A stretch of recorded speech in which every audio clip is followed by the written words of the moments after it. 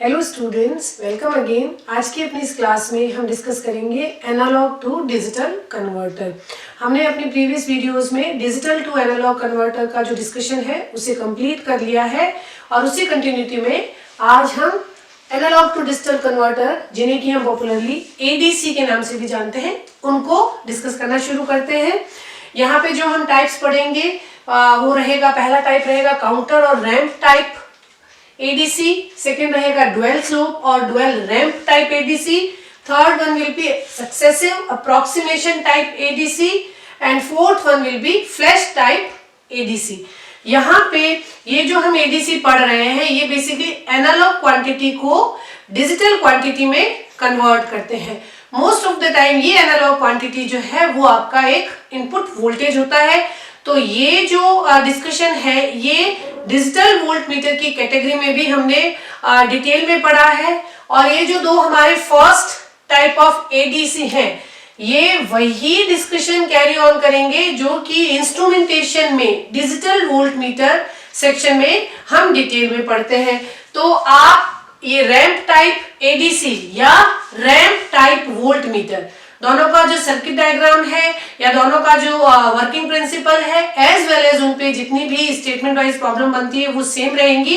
ये केवल दो हेडिंग्स हैं, एक को आपने एडीसी में डिस्कस कर लेना है, दूसरे को आपने डिजिटल वोल्ट मीटर में। तो आप इन सबको डिजिटल वोल्ट मीटर सेक्शन में भी पढ़ते हैं या इस हेडिंग में भी आप इनको डिटेल में पढ़ते हैं। और डीवीएम डिजिटल वोल्ट मीटर या डीवीएम भी इतने ही टाइप के होते हैं। इनको आप वहां पे पढ़ रहे हैं तो भी यही स्टडी रहेगी और हम आज इनको डिटेल में पढ़ रहे हैं तो हम उन्हीं सर्किट डायग्राम को पढ़ेंगे। हम अपने electrical measurement and instrumentation EMI subject के जो हमने लेक्चर सीरीज पढ़ ली है उसमें वीडियो नंबर 68 जिसका की टाइटल है digital volt meter part 1 ramp type DVM और वीडियो नंबर 69 जिसका की टाइटल है digital volt meter part 2 dual slope DVM. ये दो वीडियोस में हम रैंप टाइप एडीसी और डुअल रैंप टाइप एडीसी इनको डिटेल में डिस्कस कर चुके हैं। तो आज जब हम इनको पढ़ना शुरू करेंगे तो हम उनका कंसेप्चुअल डिस्कशन, उनका बेसिक सर्किट सेटअप और उनको एक क्विक रिवीजन दे देंगे। आप इन दोनों वीडियोस में फर्स्ट और सेकेंड टाइप के एडीसी को डीवीएम पार्ट 1 और डीवीएम पार्ट 2 में डिटेल में सीख सकते हैं। तो आप मेरा वीडियो नंबर 68 और वीडियो नंबर 69 जिसमें कि डीवीएम पार्ट 1 और डीवीएम पार्ट 2 को हमने डिस्कस किया है उसे भी डिटेल में देख लें ताकि आप इन टॉपिक्स का डिटेल स्टडी, सर्किट डायग्राम थोड़ा और डिटेल में है और उसका जितना भी कंक्लूसिव पार्ट है उसे भी आप रेफर कर लें। तो ये हम टाइप्स पढ़ेंगे जिसमें से दो टाइप हमारे ऑलरेडी कवर हो चुके हैं। फिर भी कंपैरेटिव स्टडी के लिए और एक समरी पार्ट पे मैं इनकी जो बेसिक प्रिंसिपल है उनको डिस्कस करूंगी। तो काउंटर और रैंप टाइप जो आपका बेसिकली एडीसी है जिसे कि हम रैंप टाइप डीवीएम या वोल्टेज टू टाइम कन्वर्टर इस अलग अलग कैटेगरी में उसको हम नॉमिनेट करते हैं। तो वो सब एक ही प्रिंसिपल को एक्सप्लेन कर रहे हैं। इसमें बेसिकली आप एनालॉग इनपुट को स्टोर करते हैं और एक काउंटर को जीरो से स्टार्ट करते हैं। काउंटर धीरे धीरे अपनी काउंटिंग स्टेट को बढ़ाता है और उस काउंटर के आउटपुट के इक्विवेलेंट आप एक analogue input staircase approximation generate करते जाते हैं जहां पे आपका जनरेटेड कंपैरिजन के लिए जनरेटेड इनपुट एनालॉग इनपुट के बराबर हो जाता है। वहां पे आप काउंटिंग रोक देते हैं और उस वक्त काउंटर की रीडिंग को आप डिजिटल आउटपुट कंसिडर कर लेते हैं। इस तरीके का जब हम काउंटर की रीडिंग को आप इक्विवेलेंट डिजिटल आउटपुट मानते हैं।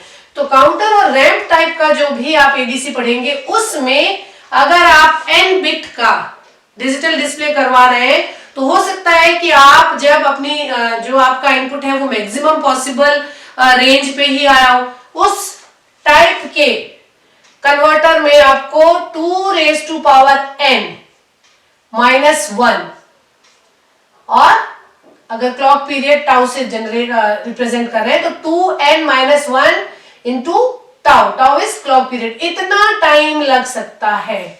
अगर n बिट्स हो तो n बिट्स की काउंटिंग स्टेट्स 0 से लेके 2n-1 तक होगी। आप उस काउंटर से 0 0 0 से लेके 1 1 1 तक काउंट करते हैं। अगर 3 बिट का काउंटर अगर आपने लगाया तो मैक्सिमम यहां तक आप काउंटिंग करेंगे। इस मैक्सिमम काउंटिंग स्टेट तक पहुंचने के लिए आपको 2n-1 इनटू क्लॉक साइकिल का टाइम पीरियड, इतना कन्वर्जन टाइम लग सकता है। एडीसी में काउंटर का नाम और उनकी स्पीड कंपैरिजन या फिर उस पे एक लाइन का न्यूमेरिकल बहुत बनता है कि आप ये बताइए कि फ्लैश टाइप अगर आपने एडीसी लिया है तो कन्वर्जन टाइम कितना होगा, और बहुत सारे डेटा दिए होंगे। आपको हर टाइप के साथ उसका मैक्सिमम कन्वर्जन टाइम का जो छोटा सा फॉर्मूला है वो याद रखना है, ताकि आप उस पे बनने वाला फ्रिक्वेंटली पूछे जाने वाला जो प्रॉब्लम है वो बहुत ही जल्दी और बिना कंफ्यूजन के अटेम्प्ट कर पाए। तो अगर आप काउंटर से काउंटिंग कर रहे हैं तो आपको मैक्सिमम इतने क्लॉक टाइम लग सकते हैं अपना आउटपुट डिस्प्ले करवाने के लिए। इस प्रॉब्लम को ओवरकम करने के लिए हमने ड्यूअल स्लोप बनाया, और ड्यूअल स्लोप में आप पॉजिटिव और नेगेटिव अप और डाउन दोनों तरह की काउंटिंग करते हैं, और उस काउंटिंग की जो स्पीड है उसको थोड़ा बढ़ाने की कोशिश करते हैं। हर बार 0 से ना स्टार्ट करके जहां पे आपकी लास्ट काउंटिंग थी उससे अप और डाउन दोनों डायरेक्शन में काउंटिंग करके आप इसको थोड़ा सा इसकी स्पीड एनहांस करने की कोशिश करते हैं। एग्जैक्ट फॉर्मूला आप इसके लिए नहीं काम में, एक जनरलाइज्ड टर्म में आपसे जनरली नहीं पूछा जाएगा। Then comes successive approximation time. इस तरह के एडीसी में आप जितनी अपनी बिट्स हैं उतने लेवल जो है वो डिफाइन करते हैं, इंटरमीडिएट लेवल डिफाइन करते हैं, और उन लेवल से 1 by 1 कंपैरिजन करते हुए हर बिट को सेट करते जाते हैं, सेट और रीसेट करते जाते हैं। पहले एमएसबी को सेट और रीसेट करते हैं, फिर सेकेंड। तो अगर आपके डिजिटल कन्वर्टर में n बिट्स है तो इस तरीके के एडीसी में आपको n क्लॉक पीरियड लगेंगे, ठीक है, क्योंकि आप इसमें n जितने आपके नंबर ऑफ बिट्स है उतने आप लेवल्स पहले से डिसाइड कर लेते हैं, और हर लेवल से कंपेयर करते हुए सक्सेसिव अप्रोक्सीमेशन, सक्सेसिवली आप हर लेवल से अपने इनपुट को कंपेयर करते हुए n टाइम्स में अपने डिजिटल आउटपुट को कैलकुलेट कर लेते हैं। Then comes flash type.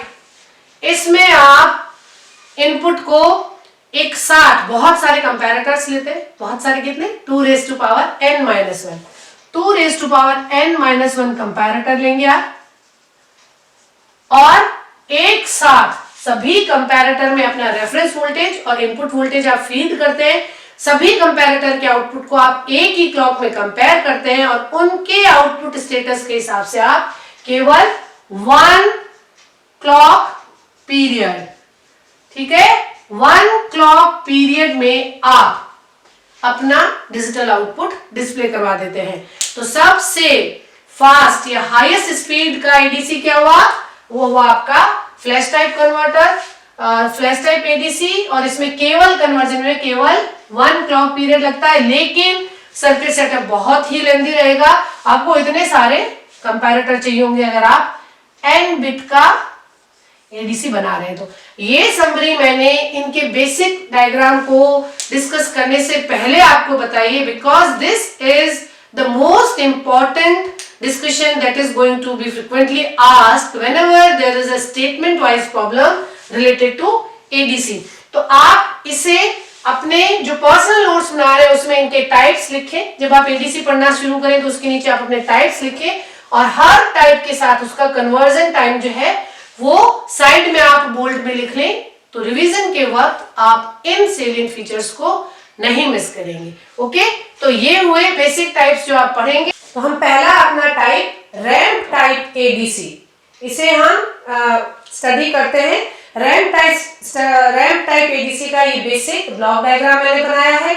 यहाँ पे एनालॉग इनपुट को हम स्टोर एंड होल्ड, इस एक स्टोर एंड होल्ड एलिमेंट में हम कुछ टाइम के लिए जो इसे स्टोर कर सकता है, ठीक, और इस आउटपुट को हमने VA एनालॉग इनपुट से नोटेशन दिया है। यहाँ पे एक कंपैरेटर सर्किट है, ठीक, एक कंपैरेटर सर्किट के एक इनपुट कनेक्शन पे आपका एनालॉग इनपुट आ रहा है VA, और दूसरे इनपुट पे हम कंपैरेटर से DAC से जनरेटेड कंपैरिजन के लिए जनरेट किया गया इनपुट देंगे, वो हम अभी आगे डिस्कस करते हैं।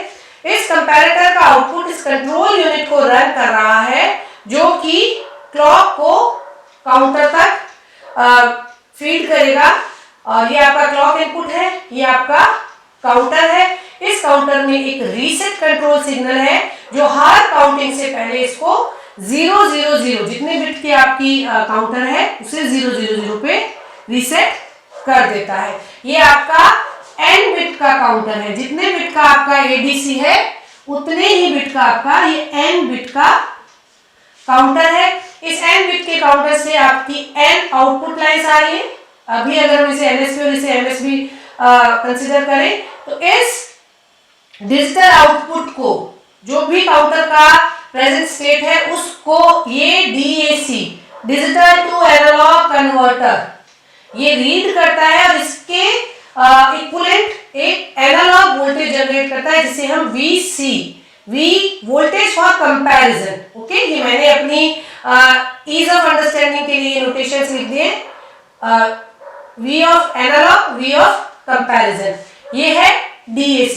पहले जब आपका काउंटर 000 पे, 4 बिट का एग्जांपल है, 000 पे था तो आपका इनपुट जो था DAC का आउटपुट 0 था। फिर आपका जो नेक्स्ट क्लॉक आई, काउंटर की काउंटिंग स्टेट 001 हो गई, DAC 1 के इक्विवेलेंट आउटपुट देगा। फिर ये 0010 2 हो गया तो ये 2 के इक्विवेलेंट एनालॉग आउटपुट देगा। हर क्लॉक के साथ काउंटर की जो रीडिंग बढ़ रही है उस हिसाब से DAC अपना वोल्टेज लेवल, जो कि आउटपुट वोल्टेज है, कंपैरिजन के लिए उसे इंक्रीज करता जा रहा है, और उस कंपैरिजन के एनालॉग इनपुट को आप अपने एनालॉग इनपुट से कंपेयर करते हैं, और जहां पे ये दोनों बराबर हो जाते हैं वहां पे आप क्लॉक को स्टॉप कर देते हैं काउंटर को आगे पास करने के लिए। तो क्या कंपैरिजन रहा, इनपुट एनालॉग इनपुट आया, और वो जब तक उसका इक्विवेलेंट जनरेट हो रहा है वहां उसको हम कुछ टाइम के लिए स्टोर एंड होल्ड कर सकते हैं, और इस इनपुट को हमने VA बोला, ये कंपैरेटर में आ रहा है। कंपैरेटर का आउटपुट जब तक आपका VA is greater than VC, तब तक ये कंट्रोल, जब तक इसको पॉजिटिव सिग्नल मिल रहा है, जब तक VA ये इसके नॉन इन्वर्टिंग नोड पे और कंपैरिजन वाला जो है वो आपका इन्वर्टिंग नोड पे है, तो अगर ये VA ज्यादा होगा तो यहाँ पे आपको पॉजिटिव आउटपुट मिलेगा। जब तक VA VC से ज्यादा है तब तक ये कंट्रोल यूनिट क्लॉक सिग्नल को काउंटर में पास करता जाता है।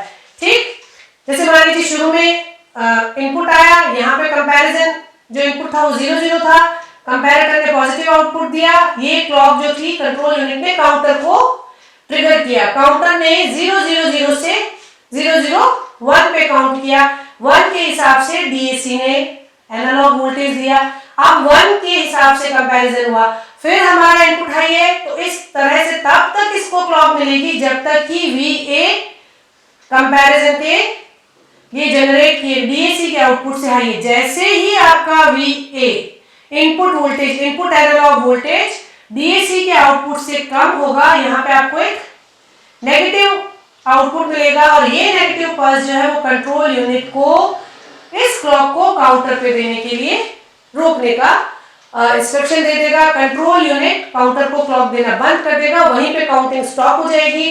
उस वक्त जो भी स्टेट थी काउंटर की, फॉर एग्जांपल 0110, इस काउंटिंग स्टेट पे अगर काउंटिंग रुक गई है तो आप इस आउटपुट को digital output for this analogue input consider कर लेंगे। यहाँ पे आप इसको इसका वोल्टेज जो सिग्नल का जो डायग्राम है टाइम के रेस्पॉन्स में उसको भी देख सकते हैं। अगर आपका VA एक फिक्स अमाउंट है, एक एनालॉग अमाउंट है जो 5 वोल्ट 7 वोल्ट कुछ भी हो सकता है, और ये आपका VC हर टाइम क्लॉक के साथ 1 स्टेप इंक्रीज होता जा रहा है। जब तक VC इससे कम है तब तक ये काउंटिंग करेगा। जहां पे कंपैरेटर को दिया जाने वाला कंपैरिजन के लिए जनरेट किया जाने वाला जो आपका आउटपुट है वो ज्यादा होगा, तब वहीं पे आपका काउंटिंग रुक जाएगी और ये आपका कन्वर्जन टाइम होगा।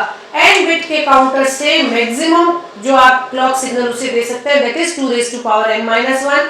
तो इस ADC का maximum conversion time 2⁻n-1 clock period हो सकता है। इसके ये बहुत ही सिंपल सेटअप है, इजी टू अंडरस्टैंड है, लेकिन इसकी लिमिटेशंस कि it has a slow conversion time, maximum possible conversion time will be 2⁻n-1 and tau, this is clock period, clock time. ठीक है, ये कितनी क्लॉक्स, अगर एक आपकी जो क्लॉक फ्रीक्वेंसी वो 1 नैनोसेकंड की है और आप 10 बिट का काउंटर बना रहे हैं, तो अगर आपका 1 नैनोसेकंड है, यहाँ पे क्लॉक फ्रीक्वेंसी भी दी जा सकती है। ओके, अगर क्लॉक फ्रीक्वेंसी दी जा रही हो आपको कि इतना गीगाहर्ट्ज है, तो पहले आप क्लॉक पीरियड निकालिए। इसका मैक्सिमम पॉसिबल कन्वर्जन टाइम क्या होगा, 2⁻n-1 इंटू टाउ। अगर फ्रीक्वेंसी दी हुई हो आपको क्लॉक की, तो 1/टाउ करके आप टाउ निकालेंगे और ये आप conversion time 2⁻10⁻1 into 1 nanosecond, this is almost 1023 nanosecond, तो आपका आ जाएगा ऑलमोस्ट 1 माइक्रोसेकंड अगर आप इसका कन्वर्जन टाइम कैलकुलेट करते हैं। तो रैंप टाइप एडीसी, जिसमें कि आप हर काउंटिंग के लिए से जीरो से हर बार आप जीरो से इसका कंपैरिजन करना शुरू करते हैं, जबकि जनरली जब हम एडीसी काम में ले रहे हैं तो हम एक कंटिन्यूअस सिग्नल को मेजर कर रहे होते हैं, और उस टाइम में हमारा जो एनालॉग इनपुट है वो प्रीवियस सैंपल के अप या डाउन स्टेटस पे ही आपको मिलेगा। तो हर बार काउंटिंग को जीरो से स्टार्ट करने की बजाय अगर आप अप और डाउन दोनों कंपैरिजन को अगर अलाउ करते हैं, तो आपका स्पीड ऑफ कन्वर्जन बढ़ जाएगा, और उसे हम डुअल स्लोप डीवीएम या डुअल स्लोप एडीसी बोलते हैं। तो उसको भी हम डिस्कस कर लेते हैं कि तो डुअल स्लोप एडीसी को अगर हम डिटेल में डिस्कस करें, तो हमने ये जो रैंप टाइप पढ़ा है, इसमें हर बार जो आपकी काउंटिंग है वो जीरो से शुरू होती है, जबकि जब हम मेजर कर रहे होते हैं वो हमारा एनालॉग इनपुट डिस्क्रीट वैल्यू ना होके जनरली वो आपका कंटिन्यूअस सिग्नल होता है। तो आपकी जो प्रेजेंट रीडिंग है, अगर आपकी प्रेजेंट रीडिंग ये है, तो या तो वो प्रीवियस रीडिंग से इंक्रीज होके होगी, या फिर आपकी अगर ये आपकी प्रेजेंट रीडिंग है तो वो प्रीवियस रीडिंग से थोड़ी कम होगी। तो पूरे हर बार काउंटिंग को जीरो से यहाँ तक पहुंचाएं, उसके कंपैरिजन में अगर आप प्रीवियस रीडिंग से अप या प्रीवियस रीडिंग से डाउन अगर काउंट कर सके, तो आपको 2⁻n-1 की स्टेट्स ना रख के केवल कुछ 2 या 3 की स्टेट्स में आप पिछले गैप के कंपैरिजन से अपनी नेक्स्ट जो अपनी काउंटिंग है उसको काउंट कर सकते हैं। तो उस बेसिस पे आपने एक ऐसा सर्किट डिजाइन किया जिसमें आपका अप और डाउन काउंटर है, ये अप डायरेक्शन और डाउन काउंटर दोनों डायरेक्शन में काउंटिंग कर सकता है, और प्रीवियस जो स्टेट थी उसे आप मेंटेन रखते हैं। प्रीवियस स्टेट के कंपैरिजन में अगर आपने अपने इनपुट को कंपेयर किया, अगर प्रीवियस से हाई है तो आप उसे अप काउंटिंग का इंस्ट्रक्शन देते हैं, वो अपवर्ड डायरेक्शन में काउंट करने लगता है, और अगर प्रीवियस से आपकी जो प्रेजेंट स्टेट कम है तो आप डाउन काउंटिंग करते हैं। हो सकता है 2 क्लॉक में या 3 क्लॉक में आप नेक्स्ट सैंपल का इक्विवेलेंट डिजिटल जो वैल्यू है वो फाइंड आउट कर ले। तो स्पीड इस रैंप टाइप की बढ़ाने के लिए आपने डुअल स्लोप या dual ramp type ADC design किया। इसका बेसिक जो ब्लॉक डायग्राम है वो कुछ इस तरह से रहेगा। यहाँ पे आपका वी इनपुट और वी रेफरेंस, 2 आप इनपुट नोड जो है वो आप सेट करते हैं, और ये आपका है स्विच जो कि डिसाइड करता है कि हम किसको रेफरेंस वोल्टेज या किसको हम इनपुट वोल्टेज की तरह से, कब ये इनपुट वोल्टेज से कनेक्ट होगा, कब ये रेफरेंस वोल्टेज से कनेक्ट होगा। यहाँ पे आपका एक इंटीग्रेटर या रैंप जनरेटर सर्किट है जो अप या डाउन डायरेक्शन में आपको रैंप जनरेट करके और एनालॉग सिग्नल जनरेट करता है कंपैरिजन के लिए। यहाँ पे आपका सिंपल वही कंपैरेटर है, और ये कंपैरेटर काउंटर को अप या डाउन दोनों डायरेक्शन में काउंट करने की इंस्ट्रक्शन देता है। ठीक, और ये आपका very similar digital to analogue converter है। काउंटर की जो भी स्टेट होगी उसका इक्विवेलेंट एनालॉग वोल्टेज ये दे देगा। ये वोल्टेज जो है वो यहाँ पे आपके फाइनल आउटपुट को कैलकुलेट करने के लिए मदद करेगा। तो यहाँ पे इसकी वर्किंग को भी हम एक थोड़ा सा क्विक रिवीजन कर लेते हैं, और उसके अगर हम सिग्नल एनालिसिस को देखें तो आप क्या करते हैं, इसमें सबसे पहले आप स्विच को V इनपुट से कनेक्ट करते हैं। V इनपुट को रेफरेंस वोल्टेज मानते हुए यहाँ पे ये इंटीग्रेटर एक रैंप सिग्नल जनरेट करता है। उसका स्लोप क्या होगा, वो V इनपुट पे डिपेंड करता है। और ये जो आउटपुट VG आउटपुट है, ये काउंटर को कंटिन्यूअस काउंटिंग का इंस्ट्रक्शन देता है और उस काउंटिंग के हिसाब से आपको DAC मिलता है, डिजिटल से एनालॉग कन्वर्टेड आउटपुट मिलता है, जो V रेफरेंस है। यहाँ पे ये S1 V इनपुट से कनेक्ट रहेगा और pre decided T1 time duration, T1 clock तक ये काउंटर अपनी काउंटिंग करेगा और उस काउंटिंग के बाद जितना V रेफरेंस जनरेट होगा वो आपके लिए यहाँ पे V रेफरेंस फिक्स हो जाएगा। T1 काउंटिंग के बाद, T1 क्लॉक के बाद आपका जो ये सेटअप है, ये काउंटर काउंटिंग रोक देगा और सर्किट में एक हल्का सा मॉडिफिकेशन होगा। T1 टाइम तक ये इंटीग्रेटर V इनपुट के रेफरेंस में इस कैपेसिटर को चार्ज होते हुए रैंप जनरेट करेगा, और इस सिग्नल को आप VG बोलते हैं। अगर ये इंटीग्रेटर T1 टाइम तक V इनपुट के हिसाब से चार्जअप होता है तो गेट वोल्टेज, अगर इस इंटीग्रेटर के आउटपुट को गेट वोल्टेज बोलते हैं तो VG क्या होगा, V input by RC T1 time तक ये चार्ज हो रहा है, T1 पहले से डिसाइडेड है और ये यहाँ पे पहुंच गया। 0 से शुरू होते हुए V इनपुट जो है इस स्लोप को डिसाइड कर रहा है, ठीक। V input by RC time constant है, T1 हमने डिसाइड कर लिया है। तो इस रेट से चार्ज होते हुए ये इस T1 टाइम में VG तक पहुंच गया। तब तक आपका ये जो कैपेसिटर था वो इस रेट से चार्ज हो रहा था, कंपैरेटर को इनपुट मिल रहा था और काउंटर अप काउंटिंग किए जा रहा था। यहाँ पे आने के बाद आप काउंटिंग रोक देंगे। अब ये जो कैपेसिटर चार्ज हो रहा था इस डायरेक्शन में, VG जो वोल्टेज डेवलप हो गया था, अब आप यहाँ पे DAC का आउटपुट हो गया जो V रेफरेंस तक पहुंच गया है, ठीक। अब आप इस स्विच को V इनपुट से हटा के और यहाँ पे V रेफरेंस से कनेक्ट कर देंगे। अब आपका जो स्विच है T1 टाइम के बाद V रेफरेंस से कनेक्ट हो जाएगा। अब ये डिस्चार्ज होगा, ये जो इंटीग्रेटर है इसका जो रैंप सिग्नल था वो डाउनवर्ड स्लोप के साथ डिस्चार्ज होना शुरू होगा।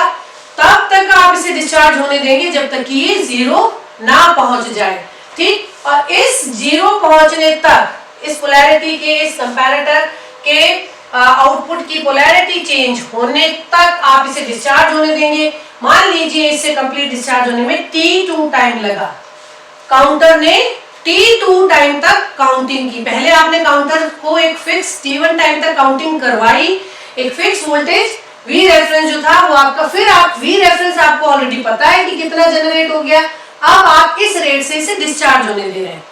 V इनपुट के रेट के हिसाब से चार्ज हुआ, फिर V रेफरेंस के हिसाब से डिस्चार्ज हुआ। डिस्चार्ज होने में T2 टाइम लगा, तो VG से 0 आने पर अगर इसे T2 टाइम लगा तो VG will be minus, slope downward direction में, minus V reference by RC T2, ठीक। V इनपुट से चार्ज होके VG तक पहुंच गया, V रेफरेंस से डिस्चार्ज होके अगेन VG 0 पहुंच गया, ठीक। अगर हम इन दोनों इक्वेशन को इक्वल करें तो क्या रिलेशनशिप आ जाएगी, V input T1 will be V reference T2। ये हमें पता है, ये भी हमें पता है, ये हमने काउंट कर लिया तो हम V इनपुट को इक्विवेलेंट डिजिटल वैल्यू में कैलिब्रेट कर लेते हैं। तो V input will be V reference T2 by T1। ये भी आपको पता है, ये भी आपको पता है, ये आपने कैलकुलेट कर लिया कब तक काउंटर ने काउंटिंग की, तो आपने V इनपुट का इक्विवेलेंट डिजिटल वैल्यू कैलकुलेट कर ली। अब आप हर बार 0 से काउंटिंग नहीं कर रहे हैं। नेक्स्ट वैल्यू अगर आपकी प्रीवियस वैल्यू से अप है तो ये अपनी अपवर्ड डायरेक्शन में काउंटिंग करेगा और वरना डाउनवर्ड डायरेक्शन में काउंटिंग करेगा। आपने रैंप टाइप की स्पीड बढ़ा दी है एक एक्स्ट्रा एलिमेंट लगा के, ठीक है। तो आई होप आपके ये जो रैंप टाइप एडीसी और ड्वेल स्लोप एडीसी जो है वो आपको बहुत अच्छे से समझ में आ गया होगा। अपना जो सक्सेसिव अप्रोक्सीमेशन टाइप एडीसी है उसे हम नेक्स्ट वीडियो में डिस्कस करते हैं। Keep learning, keep watching. Thank you.